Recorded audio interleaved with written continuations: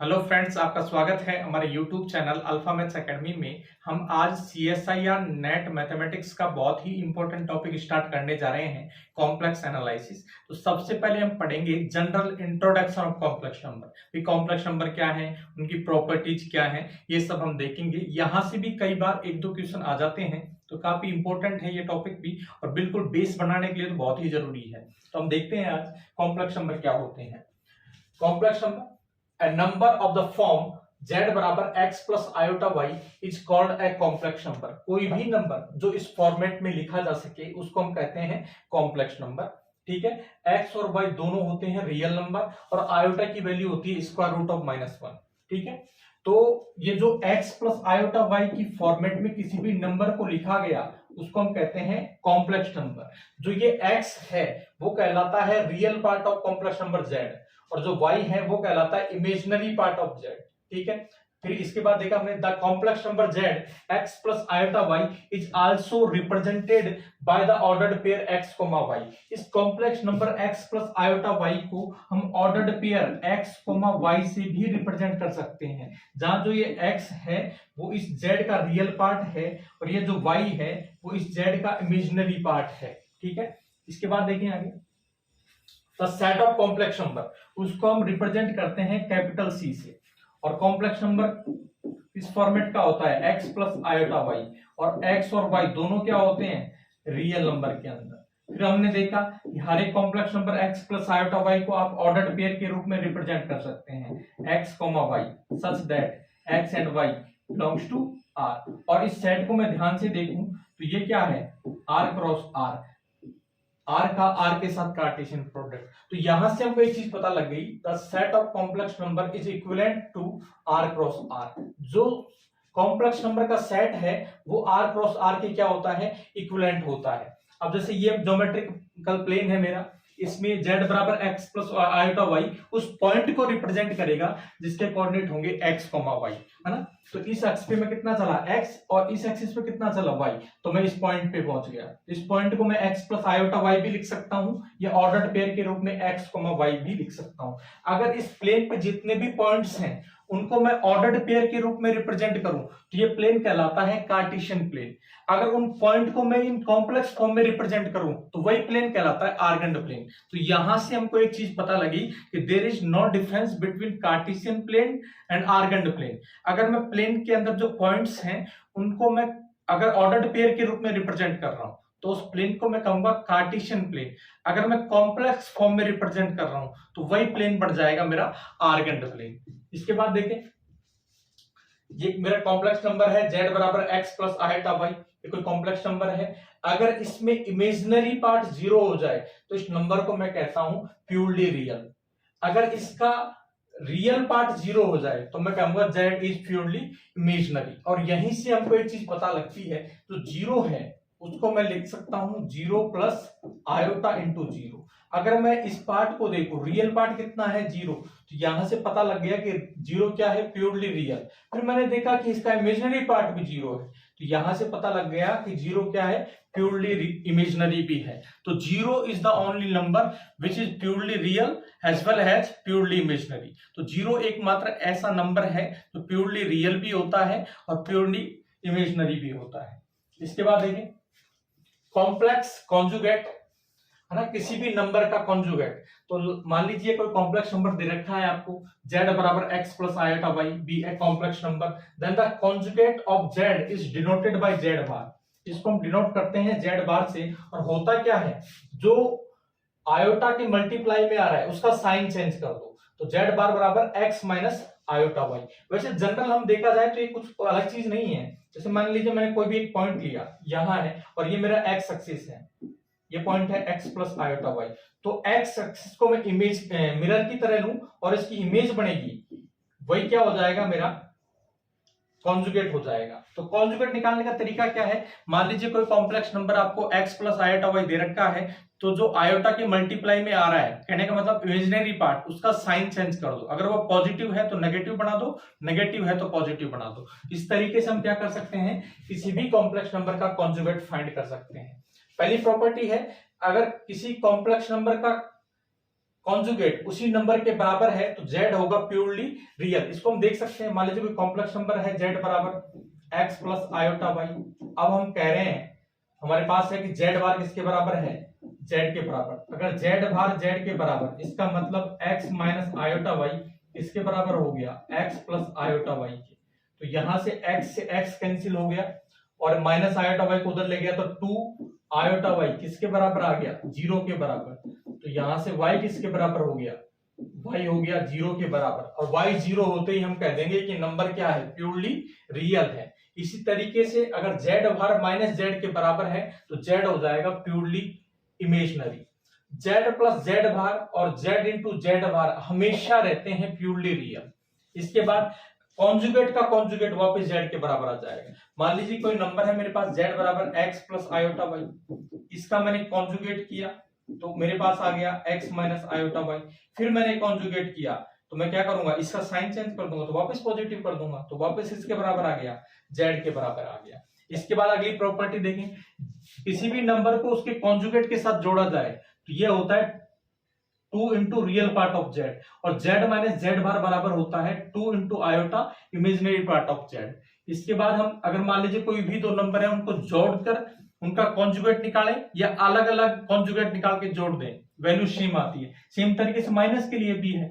इसके बाद अगर दो कॉम्प्लेक्स नंबर में मल्टीप्लाई कर रहा हूं और उनका कॉन्जुगेट निकालूं या अलग अलग कॉन्जुगेट निकाल के मल्टीप्लाई करूं तो भी वैल्यू क्या आती है, सेम आती है।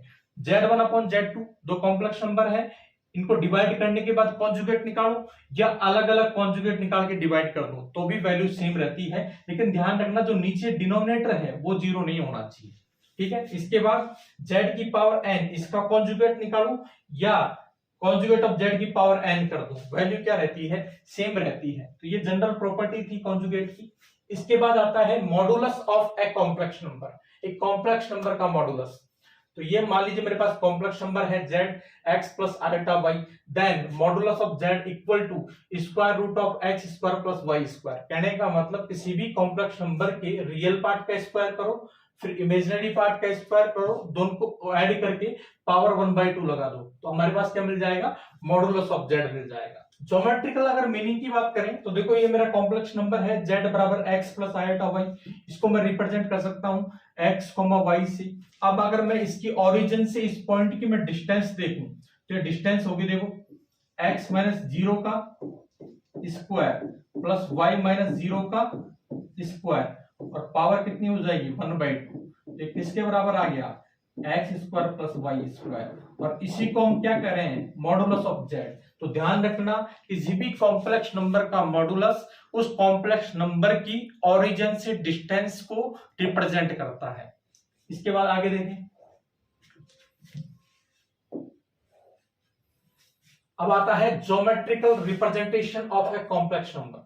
कॉम्प्लेक्स नंबर का ज्योमेट्रिकल रिप्रेजेंटेशन, जैसे मान लीजिए कोई भी मेरे पास कॉम्प्लेक्स नंबर है z बराबर x प्लस आयोटा y, तो इसको मैं किस प्रकार रिप्रेजेंट कर सकता हूं, ऑर्डर्ड पेयर x, y के रूप में, वही है ना। तो इस एक्सिस पे मैं x चला और इस एक्सिस पे y चला, इस पॉइंट को मैंने कैसे रिप्रेजेंट कर दिया, x, y से। दोबारा ध्यान दें, अगर मैं किसी भी प्लेन पर नंबर्स को मैं ऑर्डर्ड पेयर के रूप में रिप्रेजेंट कर रहा हूं तो इस प्लेन को मैं कहूंगा कार्टेशियन प्लेन।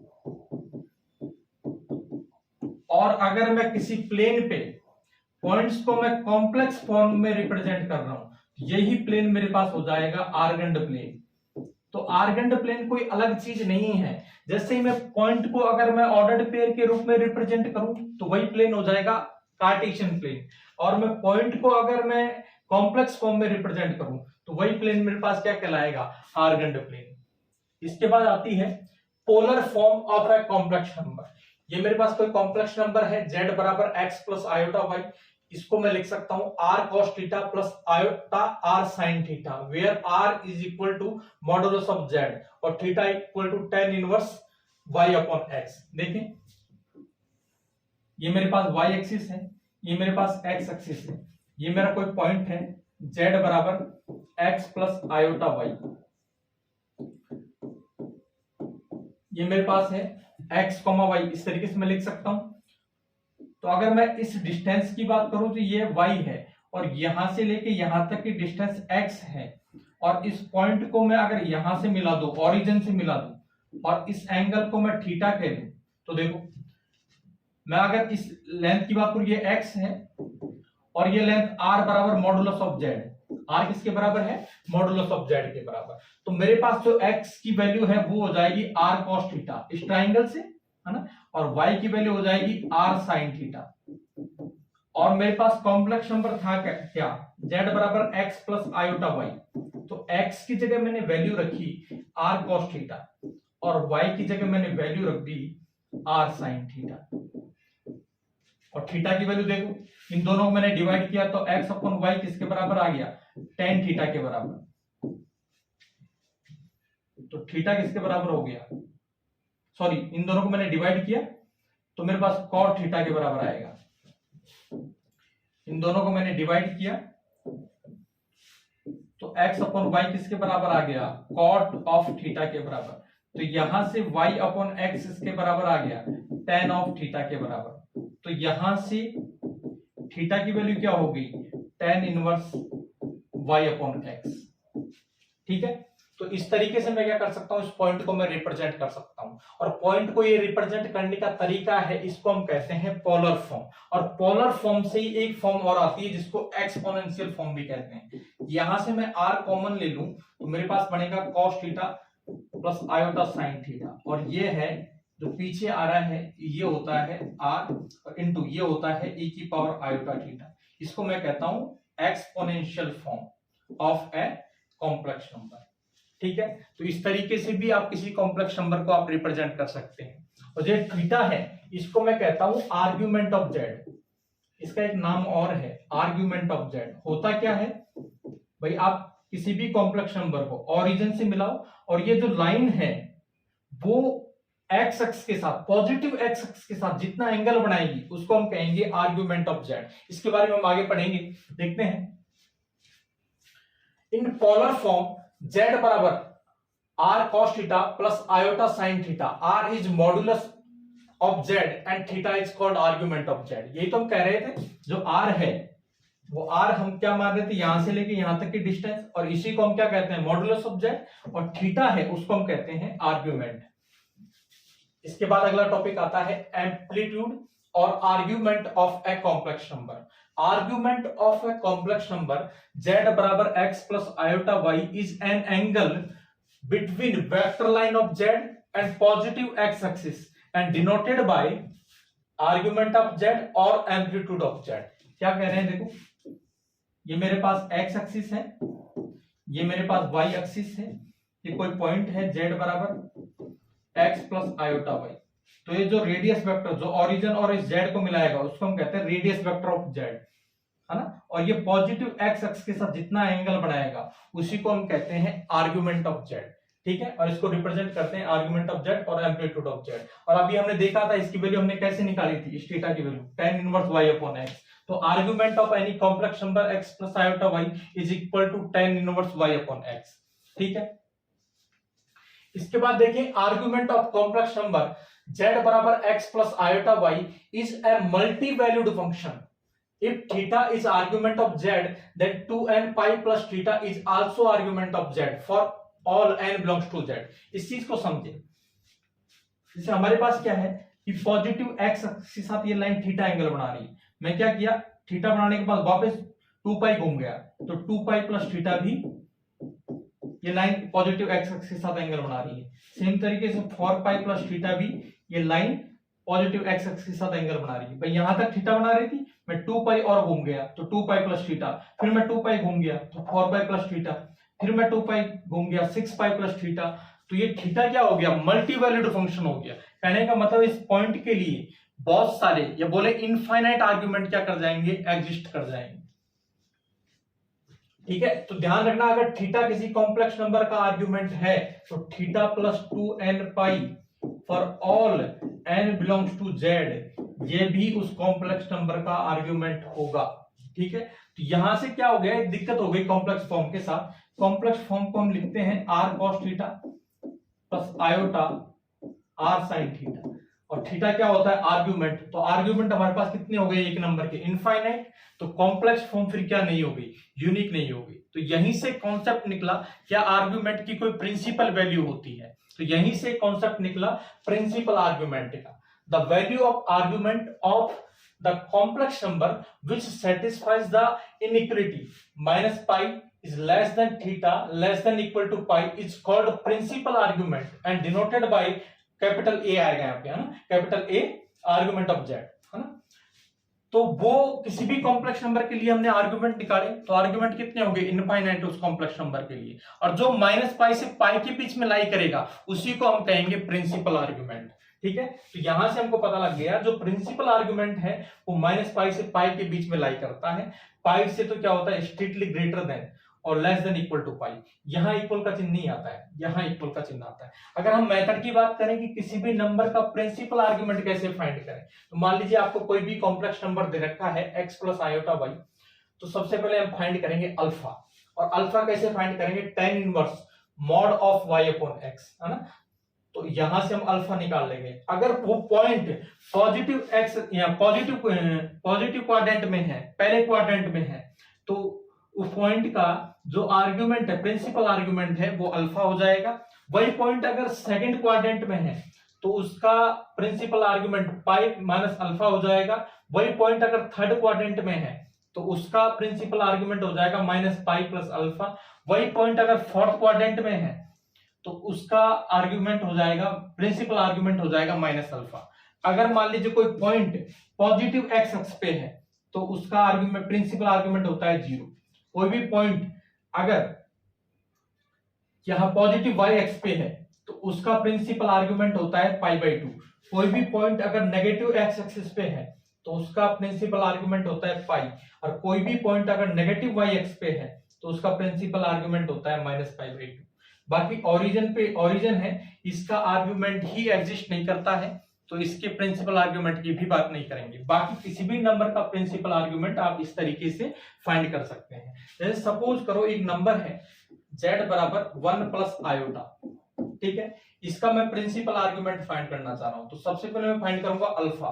अल्फा क्या होता है, tan inverse mod of y upon x। y क्या है, जो आयोटा का कोएफिशिएंट कितना है 1, और x क्या है रियल पार्ट 1, तो tan इनवर्स मॉड ऑफ 1 तो पॉजिटिव है, तो ये हो गया tan इनवर्स 1, और tan की वैल्यू 1 कब होती है, पाई बाई 4 पर, तो अल्फा की वैल्यू कितनी आ गई, पाई बाई 4। और इस पॉइंट को देखो तो इस पॉइंट को मैं ऐसे तो लिखूंगा 1,1 ऑर्डर्ड पेयर के रूप में, तो ये तो पहले क्वाड्रेंट में है, तो अल्फा ही इसका क्या हो गया, आर्गुमेंट, प्रिंसिपल आर्गुमेंट हो गया। अगर यही पॉइंट ऐसे होता z बराबर 1 माइनस आयोटा, तो देखो सबसे पहले मैं अल्फा फाइंड करूंगा, अल्फा आ जाएगा tan inverse minus 1 upon 1, mod आएगा यहाँ पे, तो tan इनवर्स 1, और 1 कब होता है, पाई बाई 4 पर। अब इस पॉइंट को देखो तो इस पॉइंट को लिखूंगा मैं 1, माइनस 1, है ना, तो ये कहां आ गया, x कोऑर्डिनेट तो पॉजिटिव है, y कोऑर्डिनेट नेगेटिव है, तो ये आ गया फोर्थ क्वाड्रेंट में, तो इसका जो प्रिंसिपल आर्गुमेंट है वो क्या हो जाएगा, माइनस अल्फा। अल्फा की वैल्यू कितनी है, पाई बाई 4, तो इसका प्रिंसिपल आर्गुमेंट कितना हो गया इस पॉइंट का, माइनस के पाई बाई 4, है ना। तो इस तरीके से आप किसी भी पॉइंट का प्रिंसिपल आर्गुमेंट फाइंड कर सकते हैं। इसके बाद आगे देखें, सिमेट्रिक पॉइंट और कॉन्जुगेंट पॉइंट और इनवर्स पॉइंट, ये काफी इंपॉर्टेंट टॉपिक है, यहां से कभी कभी एक क्वेश्चन पूछ लिया जाता है ना। तो यहां हम पढ़ेंगे, अब दो ही कर्व देगा, भाई किसी कर्व के रेस्पेक्ट में इसको समझे, तो मान लीजिए कोई भी एक कर्व दे दिया और यहाँ एक पॉइंट दे दिया और कहेगा कि इस कर्व को आप मिरर की तरह कंसीडर करो, तो इस पॉइंट का जो इमेज बनेगी उसको हम कहते हैं सिमेट्रिक पॉइंट। तो ये पॉइंट दे देगा और आपसे ये वाला पॉइंट पूछेगा, है ना, तो इसी को हम कहते हैं सिमेट्रिक पॉइंट भी कहते हैं, इसी को हम कॉन्जुगेट पॉइंट भी कहते हैं, इसी को हम इनवर्स पॉइंट भी कहते हैं। तो देखो क्या होता है, मान लीजिए z1 और z2 दो कोई कॉम्प्लेक्स नंबर है और गामा कोई भी कर्व है कॉम्प्लेक्स प्लेन के अंदर, तब z1 and z2 are called symmetric point with respect to gamma if they represent image of each other with respect to gamma. कहने का मतलब कोई भी दो कॉम्प्लेक्स नंबर है z1 और z2, और ये कॉम्प्लेक्स प्लेन के अंदर कोई भी क्या है, एक कर्व है, और ये दोनों पॉइंट एक दूसरे की क्या है image with respect to this curve gamma. Gamma को हमने क्या कर लिया, एक मिरर की तरह कंसीडर किया, और Z1 और Z2 दोनों एक दूसरे की मिरर इमेज हैं, तो इनको हम कहते हैं सिमेट्रिक पॉइंट, इनको हम कहते हैं इनवर्स पॉइंट, इनको हम conjugate point of each other भी कहते हैं, है ना। तो आपके पास यहाँ दो कर्व होंगे, एक तो स्ट्रेट लाइन के रेस्पेक्ट में पूछ सकता है और एक है सर्किल के रेस्पेक्ट में पूछ सकता है। तो हम समझते हैं पहले symmetric point with respect to straight line, आपको एक स्ट्रेट लाइन के रेस्पेक्ट में पूछेगा सिमेट्रिक पॉइंट। तो इसका देखो मैं मेथड आपको बता देता हूं, इस क्वेश्चन से हम समझेंगे। Find symmetric point of z बराबर 2 + 3 आयोटा विथ रेस्पेक्ट टू एक कर्व दे रखा है y बराबर x, कहने का मतलब एक स्ट्रेट लाइन दे रखी है। ये मान लीजिए कोई स्ट्रेट लाइन है और हमारे पास पॉइंट है 2 + 3 आयोटा, इसको मैं लिख सकता हूं 2,3, है ना। और इसका जो भी इमेज बनेगी इसके रेस्पेक्ट में वो यही बनेगी, इसको मैंने मान लीजिए कह दिया Z2, है ना। अब एक चीज देखो, अगर ये इसकी मिरर इमेज है तो जितनी डिस्टेंस पे ये है उतनी डिस्टेंस पे ये होगा, तो इन दोनों को अगर मैं मिलाऊं आपस में Z1 और Z2, इसको मैंने Z1 कह दिया, तो ये पॉइंट क्या हो जाएगा, मिडल पॉइंट। तो आपको ये पॉइंट तो दे ही रखा है, इसकी इमेज पूछ रहा है और ये पॉइंट हमसे निकलवाना चाह रहा है ना। तो ये पॉइंट निकलवाना चाह रहा है तो हम क्या करेंगे, यहाँ ऑप्शन से यहाँ रखेंगे और ये पॉइंट क्या होगा, मिडिल पॉइंट। इन दोनों की हेल्प से हम मिडिल पॉइंट निकालेंगे। अगर ये मिडिल पॉइंट जिस भी ऑप्शन के लिए इस स्ट्रेट लाइन को सेटिस्फाई कर जाएगा वही हमारे पास क्या हो जाएगा, मिरर इमेज हो जाएगी या कहीं सिमेट्रिक पॉइंट हो जाएगा। तो हम पहला ऑप्शन रख के देखते हैं। पहला पॉइंट बोले तो 1 + 2 आएगा, इसको मैं लिख सकता हूं 1,2, ठीक है। इसको मैंने लिखा 1,2, तो ये पॉइंट क्या है, मिडिल पॉइंट, और ये है 2,3, तो ये मिडिल पॉइंट के कोऑर्डिनेट क्या होंगे, 2 + 1 3 और बाई 2 3/2, 3 + 2 5/2, मिडिल पॉइंट ये हो गया। हमारे पास क्या है, लाइन y बराबर x, तो यहां देखा हमने 5/2 3/2, ये दोनों क्या है, इक्वल नहीं है, कहने का मतलब पहला ऑप्शन तो नहीं होगा। इसके बाद हम अगले ऑप्शन पे आए। अगला ऑप्शन है हमारे पास -3,2, सीधे लिख दिया मैंने इसको पॉइंट फॉर्म में, ऑर्डर्ड पेयर की फॉर्म में, है ना। अब अगर हम मिडिल पॉइंट की बात करें तो 2 - 3 -1/2, इस पॉइंट के कोऑर्डिनेट की बात कर रहे हैं। फिर इन दोनों को ऐड किया तो 5/2, हमारे पास लाइन क्या है, y बराबर x, तो ये दोनों क्या है, बराबर नहीं है, तो ये ऑप्शन भी क्या हो गया, कट गया। इसके बाद फिर देखें, अगला पॉइंट हम रखते हैं 3 + 2 आयोटा, इसको मैं सीधे लिख देता हूं 3,2। अब मैं क्या करूंगा, इनको ऐड करूंगा, ऐड किया 3 + 2 5/2, और अगला पॉइंट मैंने 2 + 3 5/2, मिडिल पॉइंट यही होगा। और यहां पे हमने देखा y बराबर x, इसको ये क्या कर गया, सेटिस्फाई कर गया, इसका मतलब इसका आंसर हो जाएगा ये।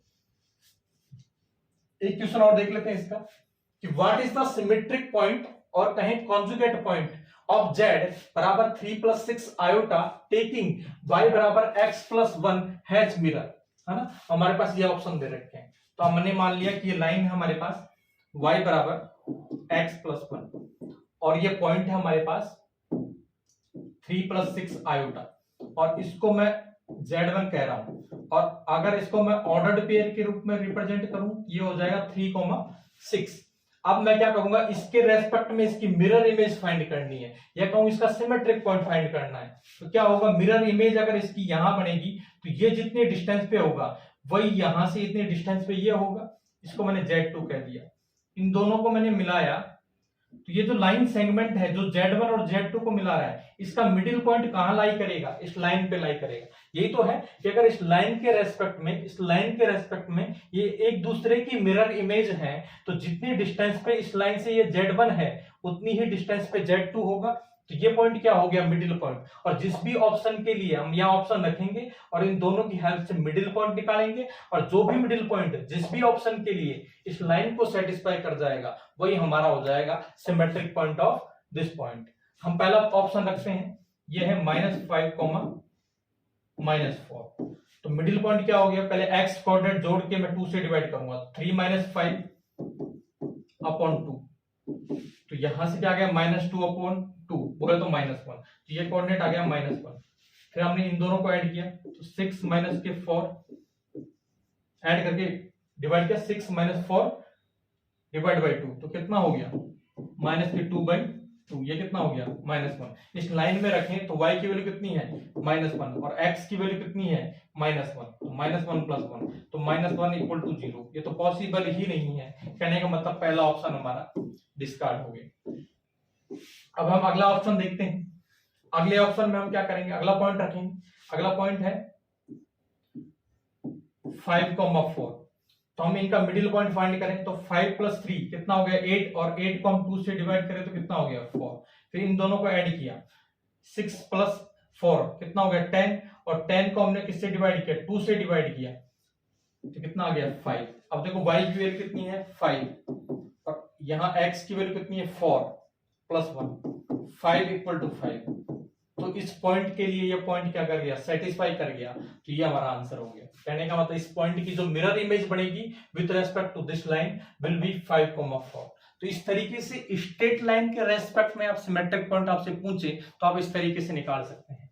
अब अगला वाला आता है सिमेट्रिक पॉइंट या कहें inverse point with respect to a circle. एक सर्किल के रेस्पेक्ट में सिमेट्रिक पॉइंट फाइंड करना, इसकी प्रोबेबिलिटी ज्यादा है क्वेश्चन पूछने की, है ना। तो मान लीजिए गामा क्या है, एक सर्किल है of radius r with centre c, जिसका सेंटर क्या है c है। Then the points p and q are called symmetric with respect to gamma if p and q are same side of c and collinear with c। कहने का मतलब ये कोई भी दो पॉइंट p और q एक दूसरे के सिमेट्रिक पॉइंट कहलाएंगे with respect to this circle अगर ये दोनों c के एक ही तरफ हो, साथ में c के साथ कोलिनियर हो जाए। इसके बाद अगली कंडीशन है कि cp इंटू cq किसके बराबर होना चाहिए r² के बराबर। कहने का मतलब ये c और p के बीच की डिस्टेंस और c और q के बीच की डिस्टेंस, इन दोनों का जो मल्टीप्लीकेशन है वो इस सर्किल की रेडियस के स्क्वायर के बराबर होना चाहिए। ठीक है, अगर हम इस पॉइंट को निकालने के फॉर्मूले की बात करें तो देखो हम यहां से देख लेते हैं, जो सेंटर है उसका वो हमने मान लिया Z0, है ना। ये पॉइंट हमने Z1 कह दिया, इस पॉइंट को हमने Z2 कह दिया, तो हमको Z1 दे रखा है, हमको Z2 फाइंड करना है। तो देखो अगर इस इक्वेशन को मैं देखूं तो Cp इंटू CQ किसके बराबर है r² के बराबर। Cp बोले तो P और C के बीच की डिस्टेंस ये होगी mod of Z1 minus Z0 into CQ क्या होगी mod of Z2 minus Z0 equal to r²। और यहां से हम सॉल्व करके Z2 की वैल्यू निकालते हैं तो Z2 की वैल्यू आती है Z2 बराबर Z0। ध्यान रखना Z0 क्या है सेंटर ऑफ दिस सर्किल, और Z1 पॉइंट आपको दे रखा है और पहुंच क्या रहा है Z2, तो Z0 plus r² upon conjugate of Z1 minus conjugate of Z0। तो ये फॉर्मूला बहुत इंपॉर्टेंट है, इसकी हेल्प से आप क्या कर सकते हैं कॉन्जुगेट ऑफ Z1 फाइंड कर सकते हैं with respect to this circle, है ना। तो क्या आएगा Z2 बराबर Z0 क्या है इस सर्किल का सेंटर, प्लस r² Z1 भार माइनस Z0 भार। तो इसकी हेल्प से हम क्या कर सकते हैं किसी भी पॉइंट का कॉन्जुगेट पॉइंट फाइंड कर सकते हैं with respect to a circle, एक सर्किल के रेस्पेक्ट में। जैसे क्वेश्चन से हम समझते हैं इसको, find the inverse point of z बराबर 1 + 2 iota with respect to the circle z minus 2 + 3 iota equal to. एक चीज समझो आप, कहीं भी ऐसा लिखा है z माइनस Z0 इसका मॉड इक्वल टू r, ये रिप्रेजेंट करता है एक सर्किल को जिसका सेंटर Z0 है और रेडियस r है।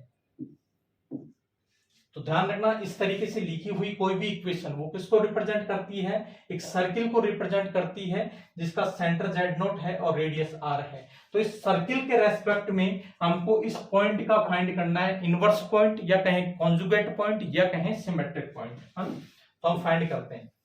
तो यहां हम बात करें Z0 बोले तो इस सर्किल का सेंटर, तो Z माइनस Z0, तो Z0 ये हमारे पास क्या हो गया 2 + 3 आयोटा। r बोले तो रेडियस ऑफ सर्किल कितनी दे रखी है 2, हमको फाइंड करना है Z2, और Z1 हमको कितना दे रखा है 1 + 2 आयोटा। इस पॉइंट को हमने Z1 कह दिया। अब हमको क्या करना है इसकी इनवर्स पॉइंट या कहीं इसका सिमेट्रिक पॉइंट फाइंड करना है या कहीं कॉन्जुगेट पॉइंट फाइंड करना है with respect to this circle. तो हम कैसे निकालेंगे Z2 बराबर Z0 plus are square upon नीचे आएगा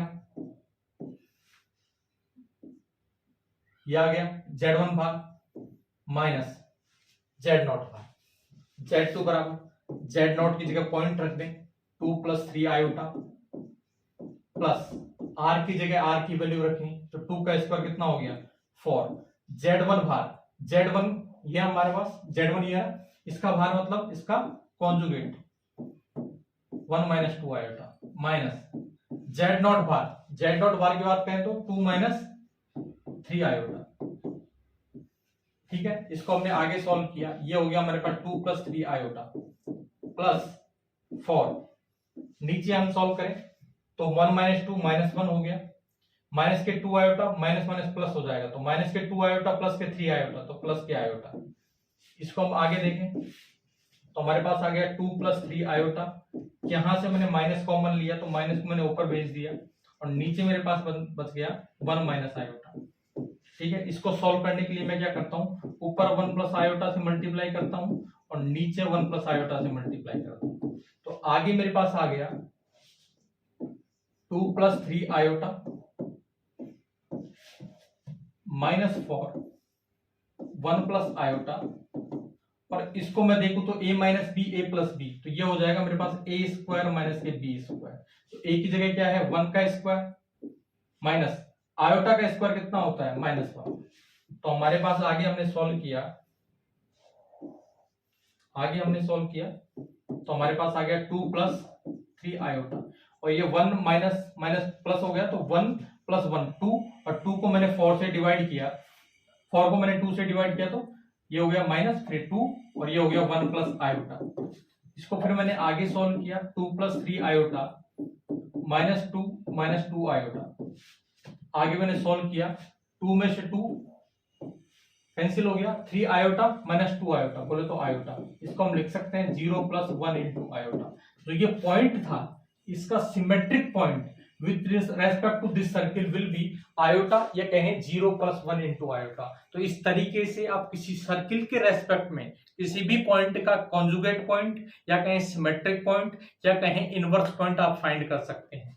फॉर्मूला मैंने जो आपको बताया था वो इंपॉर्टेंट है ये जहां Z0 तो centre of this circle R भी the radius of this circle और ये Z1 पॉइंट आपको दे रखा है इसी का आपसे क्या पूछेगा कॉन्जुगेट पॉइंट या कहें इनवर्स पॉइंट या कहें सिमेट्रिक पॉइंट पूछेगा। तो इस फॉर्मूले से आप क्या कर सकते हैं इस पॉइंट का सिमेट्रिक पॉइंट फाइंड कर सकते हैं। अब दो चीज आपको ध्यान रखनी है जो सेंटर है इसका जो सिमेट्रिक पॉइंट हमेशा इन्फिनिटी बढ़ता है तो आप ध्यान रख लेना सेंटर का जो सिमेट्रिक पॉइंट है वो क्या बढ़ेगा इन्फिनिटी। किसी भी कोई भी सर्किल दे रखा है और उसके सेंटर का आपसे सिमेट्रिक पॉइंट पूछ ले या कहीं इनवर्स पॉइंट पूछ ले तो वो हमेशा क्या बढ़ेगा इनफाइनाइट। देख सकते हैं क्योंकि आपको क्या करेगा सर्किल दे रखा है और सेंटर का ही आपसे क्या पूछेगा सिमेट्रिक पॉइंट पूछेगा या कहीं कॉन्जुगेट पॉइंट पूछेगा तो Z1 की जगह हमारे पास क्या हो जाएगा फिर Z0 तो Z0 के भार में से Z0 का भार जाएगा तो ये नीचे 0 हो जाएगा तो R² / 0 that will be infinite.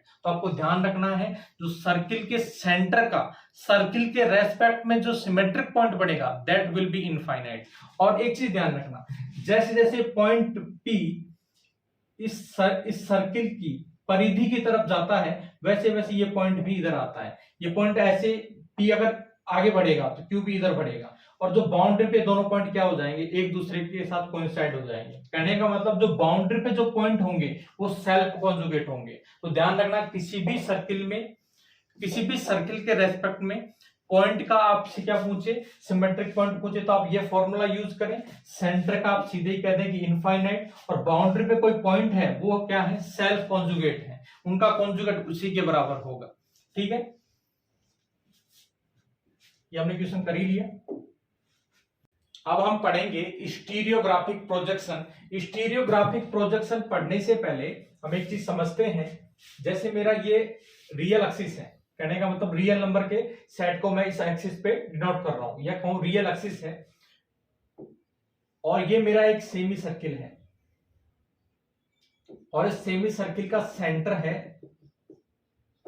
C1। इस पूरी रियल लाइन पर जितने भी नंबर स्थित हैं उनका मैं प्रोजेक्शन डिफाइन कर सकता हूं ऑन दिस सेमी सर्किल। कैसे जैसे मैंने कोई पॉइंट लिया x1 उसको मैंने सेंटर से मिलाया तो x1 का प्रोजेक्शन मेरे को यहां मिल गया। सेम तरीके से मैंने कोई दूसरा पॉइंट लिया x2, उसका प्रोजेक्शन मेरे को यहां मिल गया।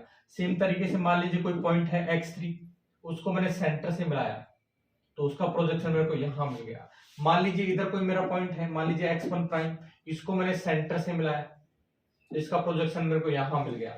मान लीजिए कोई पॉइंट है x2 प्राइम, इसको मैंने सेंटर से मिलाया, इसका प्रोजेक्शन यहां मिल गया। तो ऐसे हर एक रियल नंबर का मैं प्रोजेक्शन डिफाइन कर सकता हूं ऑन दिस सेमी सर्किल।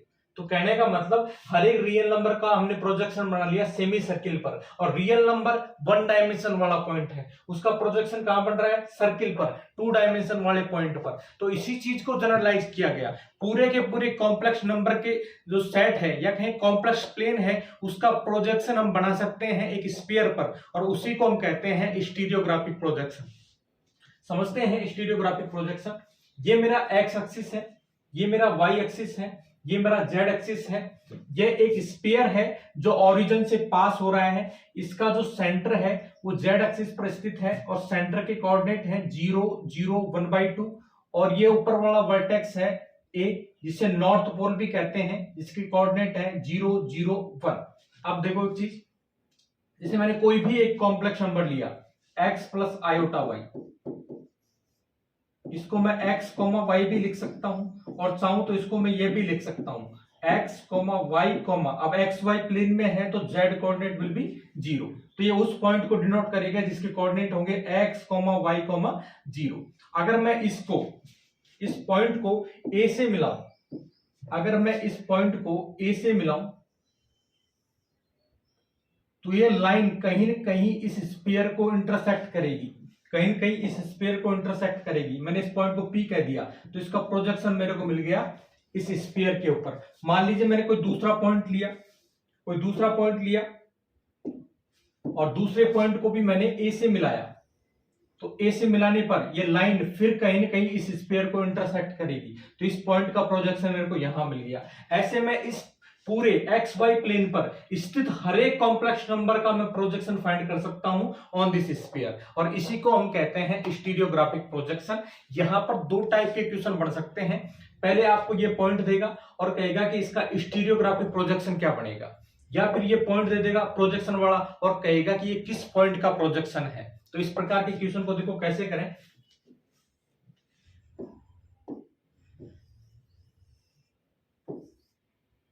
ठीक है, सबसे पहले देखो हम एक बात करें इक्वेशन ऑफ स्फीयर की, इक्वेशन ऑफ स्फीयर की।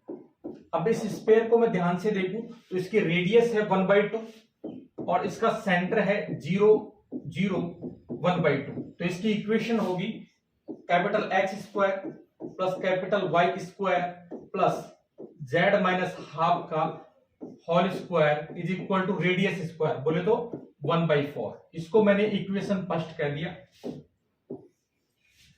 मैंने यहां पे कोई भी एक पॉइंट लिया या कहीं कोई भी एक कॉम्प्लेक्स नंबर लिया z बराबर x प्लस आयोटा वाई, इसको मैं लिख सकता हूं x कोमा वाई। अगर 3 डायमेंशन के रूप में इस पॉइंट को मैं दिखाऊं तो x कोमा वाई, और ये प्लेन एक्स वाई प्लेन में है इसलिए z कोऑर्डिनेट विल बी 0। तो ये पॉइंट मैंने लिया। अब इस पॉइंट को मैंने A से मिलाया और ये मेरा पॉइंट है P, और ये पॉइंट मेरा है P। तो ये जो लाइन है वो इस स्फीयर को किसी न किसी पॉइंट पर इंटरसेक्ट करेगी, उस पॉइंट को मैंने कह दिया P डैश। अब देखो मैं इस लाइन की इक्वेशन निकालता हूं, और हमारा मेन मोटिव क्या है कि ये पॉइंट हमको दे रखा है, इस पॉइंट के कोऑर्डिनेट फाइंड करना है ना। तो अब मैं क्या करूंगा, इस लाइन की इक्वेशन निकालता हूं। Now the equation of line, the equation of line P dash A, तो इसकी इक्वेशन होगी कैपिटल X, इसके मैं कोऑर्डिनेट मान लेता हूं P डैश की, capital X capital Y capital Z, X minus 0 upon small x minus 0 equal to capital Y minus 0 upon small y minus 0 equal to capital Z minus 1 upon 0-1 और इसको मैंने मान लिया r के बराबर। तो यहां से मैं अगर कैपिटल X की वैल्यू निकालूं तो कैपिटल X की वैल्यू आ गई small x into r, capital Y की वैल्यू आ गई स्मॉल y इंटू r और कैपिटल Z की वैल्यू आ गई 1 माइनस r। अब मेरे को यही तो चाहिए थे, x y z इन्हीं की तो वैल्यू चाहिए थी। तो मेरे पास देखो कैपिटल X इसके बराबर आ गया small x into r, capital Y small y into r के बराबर और कैपिटल Z 1 माइनस r के बराबर। अब हमको क्या करना है, r को फाइंड करना है। अगर मैं इस point P dash x y z की बात करूं तो ये इस स्फीयर पर लाई कर रहा है, स्फीयर पर लाई कर रहा है तो स्फीयर की इक्वेशन को क्या करेगा, सेटिस्फाई करेगा। कहने का मतलब x y z की वैल्यू अब मैं इक्वेशन फर्स्ट में रखूंगा। अब मैं क्या करूंगा, x y z की वैल्यू इक्वेशन फर्स्ट में रखूंगा। पुटिंग कैपिटल X बराबर small x into r, capital Y बराबर small y into r, capital Z बराबर 1 minus r in equation first. और इक्वेशन फर्स्ट में रखते ही हमारे पास इक्वेशन बन गई x square into r square plus y square into r square, आगे था प्लस z माइनस 1/2 का स्क्वायर और z की जगह मैं वैल्यू रखूंगा 1 माइनस r। तो 1 माइनस r माइनस हाफ, तो ये बढ़ जाएगा 1/2 माइनस r का होल स्क्वायर। तो प्लस 1/2 माइनस r का होल स्क्वायर इक्वल टू 1/4। तो यहां से मैंने इसको आगे सॉल्व किया, ये मेरे पास आ गया x square r square plus y square r square.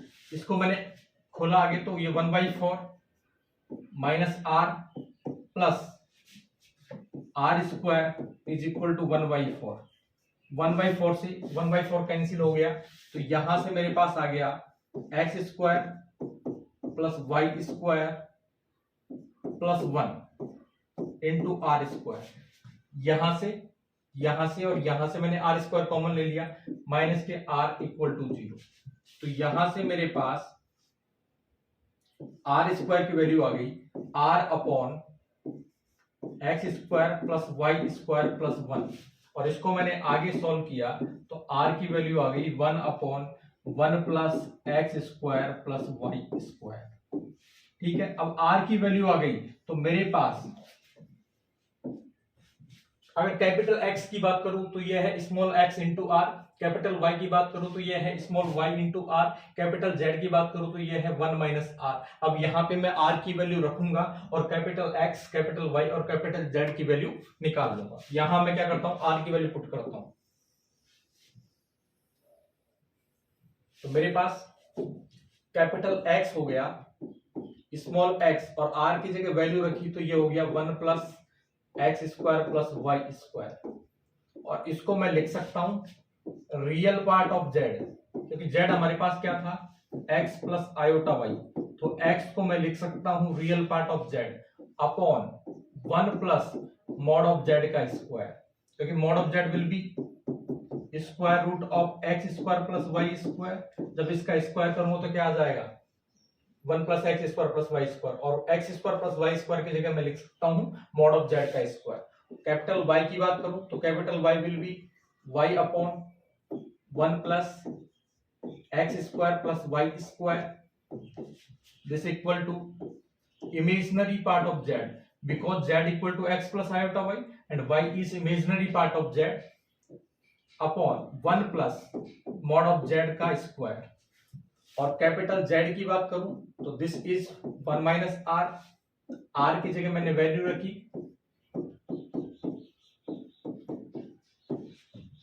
और यहां से मैंने इसको आगे सॉल्व किया तो ये हो गया मेरे पास X square plus Y square upon 1 plus x square plus Y square. तो इसको मैं लिख सकता हूं मॉड ऑफ जेड का square upon 1 plus mod of Z का स्क्वायर। तो यहां से हमारे पास देखो x की वैल्यू तो आ गई real part of z upon 1 plus mod of Z का स्क्वायर y की वैल्यू आ गई imaginary part of z upon 1 plus mod of z का स्क्वायर और z की वैल्यू आ गई mod of z square upon 1 plus mod of z square. तो इस तरीके से अगर हमको ये वाला पॉइंट दे रखा है तो इसका प्रोजेक्शन हम इस तरीके से फाइंड कर सकते हैं। इसको हम इक्वेशन से समझते हैं।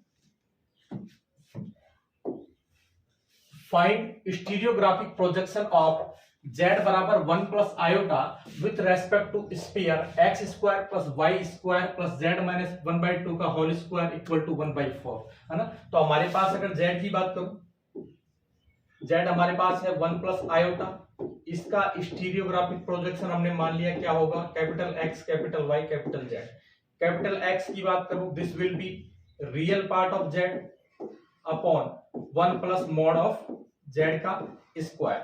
अगर मैं बात करूं रियल पार्ट ऑफ z की तो ये है 1, मॉड ऑफ z की बात करूं तो दिस इज √2 और मॉड ऑफ z के स्क्वायर की बात करूंगा ये हो जाएगा 2। तो यहां से मेरे पास कैपिटल X हो गया real part of z 1 upon 1 plus mod of z का स्क्वायर 1 प्लस 2, तो दिस विल बी 1/3। तो x की वैल्यू मेरे पास कितनी हो गई 1/3। अब मैं बात करूं कैपिटल Y की तो capital Y is imaginary part of z upon 1 plus mod of z का स्क्वायर और इमेजिनरी पार्ट ऑफ z की बात करूं तो आयोटा का मल्टीपल कितना है 1, तो imaginary part of z is 1 upon 1 plus mod of z का स्क्वायर दैट इज 2, तो 1 प्लस 2 दिस विल बी 1/3 और कैपिटल Z की बात करूं this will B mod of z का square upon 1 plus mod of z का square. Mod of z का square is 2, 1 plus 2, तो दिस विल बी 2/3। तो इस पॉइंट का स्टीरियोग्राफिक प्रोजेक्शन हो गया 1/3 1/3 2/3। तो ऐसे आप किसी भी पॉइंट का स्टीरियोग्राफिक प्रोजेक्शन फाइंड कर सकते हैं। अब आगे देखते हैं chordal distance. Let Z1 and Z2 are two complex numbers, then chordal distance between Z1 and Z2 is defined by chi of Z1 Z2 equal to distance between the projection of Z1 and Z2 on sphere। कहने का मतलब कोई भी दो point है Z1 और Z2, उनके बीच की कॉर्डल डिस्टेंस, उनके जो प्रोजेक्शंस बनेंगे उनकी बीच की डिस्टेंस के बराबर होती है। कोई भी आपको दो पॉइंट दे दिए Z1 और Z2 और कहे कि इनके बीच की जो कॉर्डल डिस्टेंस है वो फाइंड करो, तो सबसे पहले आप उन पॉइंट के प्रोजेक्शंस फाइंड करो और फिर उन प्रोजेक्शन के बीच की जो डिस्टेंस होगी उसी को हम कहते हैं कॉर्डल डिस्टेंस और इसको हम पढ़ते हैं काई ऑफ Z1 Z2। जैसे हमको ये दो पॉइंट दे रखे हैं 1 प्लस आयोटा और 2 माइनस आयोटा, इनकी हमको फाइंड करनी है कॉर्डल डिस्टेंस। तो सबसे पहले हम Z1 की बात करें, Z1 है 1 प्लस आयोटा, तो सबसे पहले हम क्या फाइंड करेंगे, इसके प्रोजेक्शन क्या बनेंगे, तो इसके प्रोजेक्शन बनेंगे देखो real part of Z1 1 upon 1 plus mod of Z का square, imaginary part of Z 1 upon 1 plus mod of Z का स्क्वायर, मॉड ऑफ Z का square upon 1 plus mod of Z का स्क्वायर। तो इसका जो projection बना वो बन गया हमारे पास 1/3 2/3। हमारे पास Z2 है 2 माइनस आयोटा,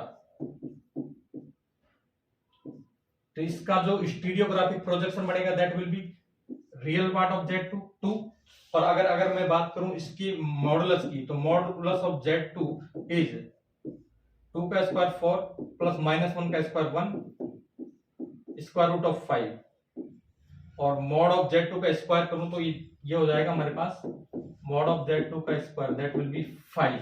तो हमारे पास आ गया 1 plus 5 comma imaginary part -1 upon 1 plus mod of Z2 का स्क्वायर, तो 1 अपॉन 1 प्लस 5, तो यह आएगा मॉड ऑफ Z का square upon 1 plus mod of Z का स्क्वायर।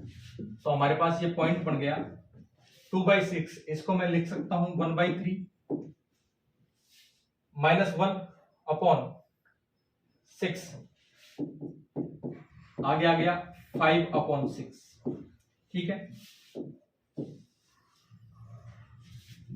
अब देखो मेरे को निकालनी है कार्डल distance between Z1 and Z2, तो इनके जो प्रोजेक्शंस बनी उनके बीच की डिस्टेंस को मैं कहता हूं कॉर्डल डिस्टेंस। अब इन दोनों के बीच की जो डिस्टेंस होगी वो मैं निकाल रहा हूं, और वही होगी हमारी कॉर्डल डिस्टेंस।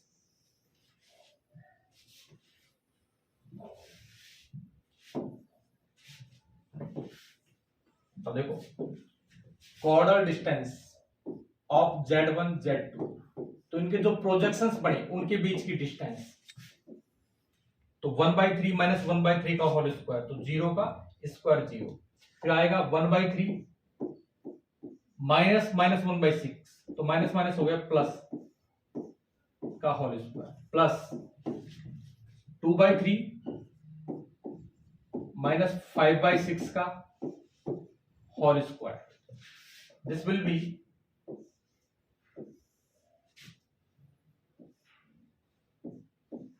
18 मेरा एलसीएम हो गया, और ये 6 और ये 3 इसका स्क्वायर, प्लस यहां पर भी मेरा 18 क्या हो गया एलसीएम हो गया, और ये हो गया 6 12 और ये माइनस 15 का होल स्क्वायर। इसको मैंने आगे सॉल्व किया तो हमारे पास आ गया 9/18 का होल स्क्वायर, प्लस ये हो गया 12 माइनस 15, दिस विल बी -3, और -3 का स्क्वायर हो गया, तो -3 अंदर रख देता हूं इसको मैं, -3/18 का होल स्क्वायर इक्वल टू, तो ये हो गया हमारे पास 1/2 का स्क्वायर, प्लस ये हो गया हमारे पास 1/6 का स्क्वायर, कि 9 से कट गया 2 टाइम, तो 1/2, तो 1/2 का स्क्वायर, ये 3 से माइनस आएगा यहाँ पे, तो 3 से कट गया 6 टाइम, तो -1/6 का स्क्वायर, और इसी को मैं लिख सकता हूँ आगे 1/2 का स्क्वायर दैट इज 1/4, और -1/6 का स्क्वायर दैट इज 1/36। इसको मैं अगर आगे सॉल्व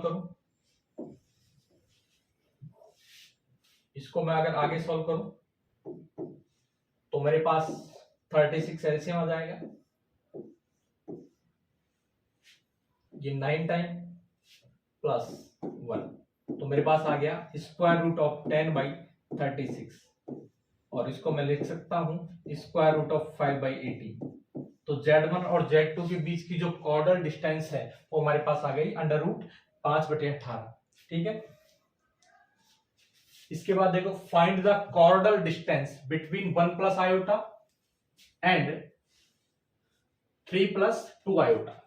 तो सबसे पहले हम इनके प्रोजेक्शंस फाइंड करेंगे, तो 1 प्लस आयोटा, इसको मैंने कह दिया Z1, इसकी प्रोजेक्शन आएगा, तो पहले मॉडुलस ऑफ Z1 की बात करूं, दैट इज √2, तो मॉडुलस ऑफ Z1 का स्क्वायर दैट इज 2, तो यहां आएगा real part of Z1 1 upon 1 plus mod of Z1 का स्क्वायर दैट इज 2, 1 प्लस 2। आगे फिर हमने लिखा imaginary part upon 1 plus modulus of Z1 का स्क्वायर दैट इज 2, है ना। और यहां हमारे पास आ गया मॉडुलस ऑफ Z1 का square upon 1 plus modulus of Z1 का स्क्वायर। तो ये पॉइंट हो गया हमारे पास 1/3 1/3 2/3। दूसरा पॉइंट है उसको हमने कह दिया Z2, और Z2 हमारे पास है 3 plus 2 iota. Modulus of Z2 की बात करूं तो that is square root of 3 का स्क्वायर 9, 2 का स्क्वायर 4, तो स्क्वायर रूट ऑफ 13, तो मॉडुलस ऑफ Z2 का स्क्वायर दैट इज 13, ठीक है।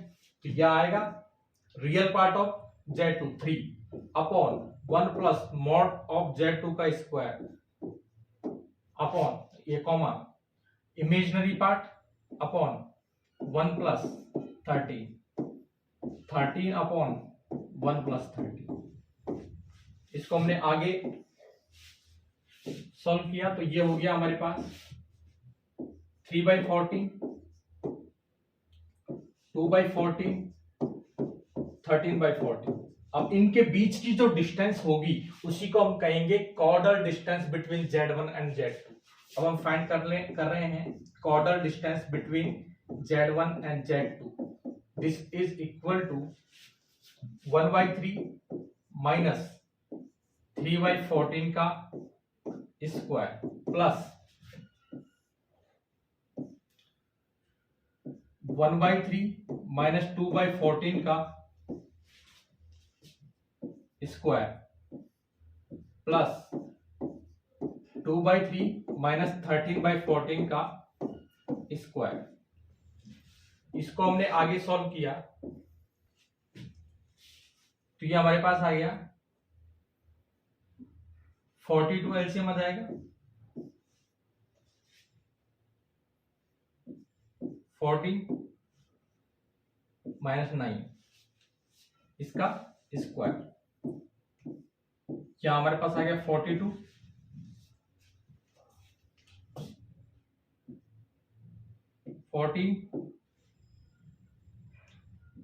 माइनस 6 का होल स्क्वायर प्लस 14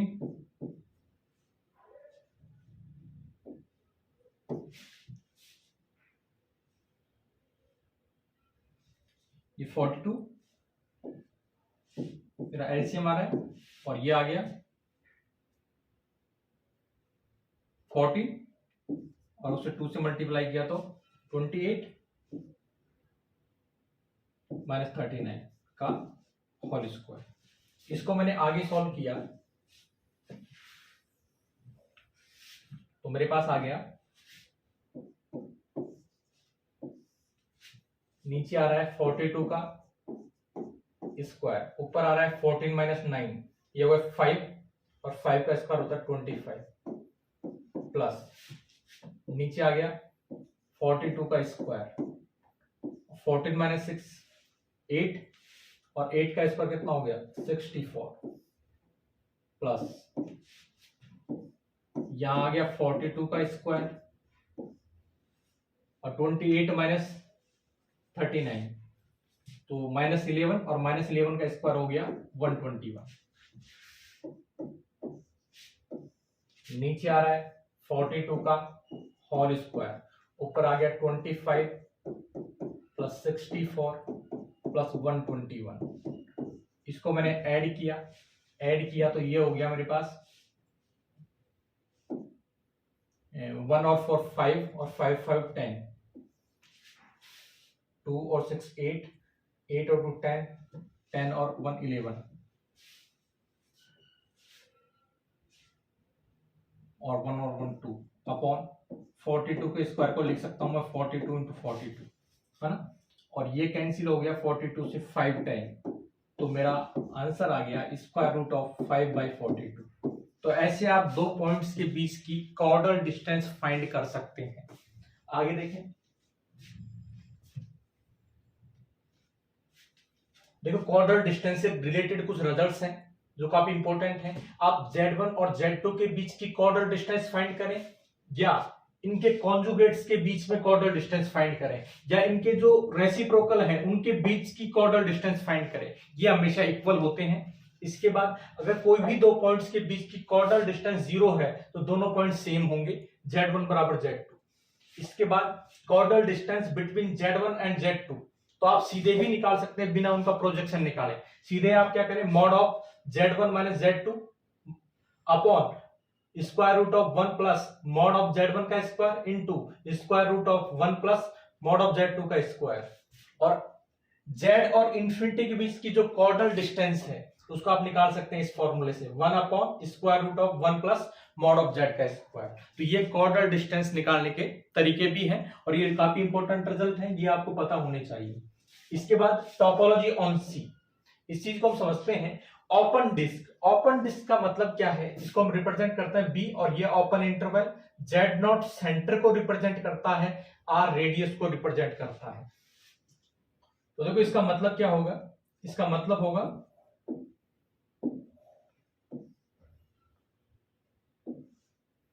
इसका मतलब होगा, देखो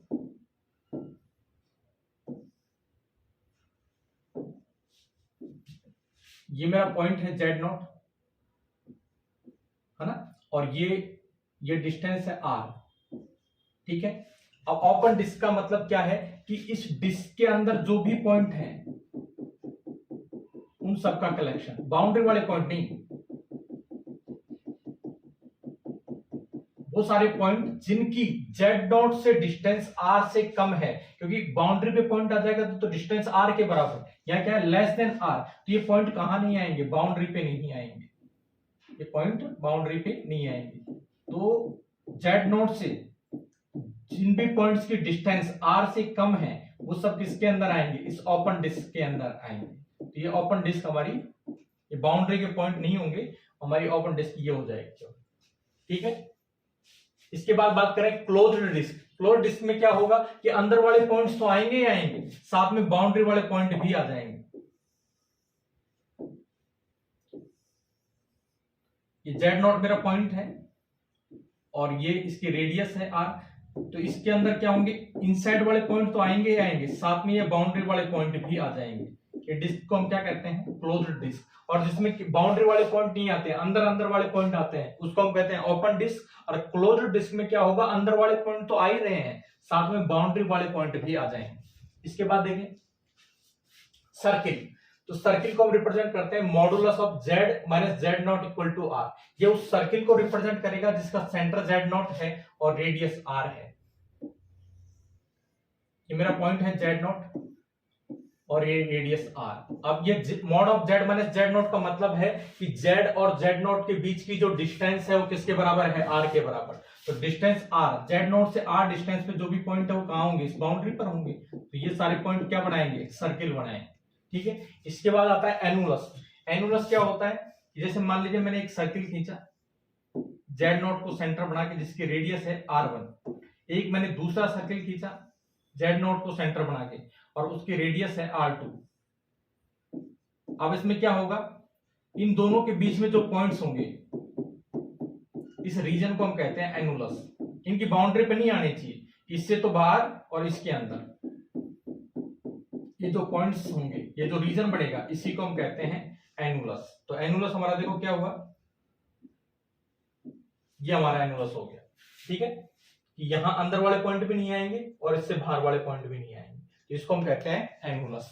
तो आज के लिए इतना ही, बाकी हम पढ़ेंगे नेक्स्ट लेक्चर में। Thank you very much.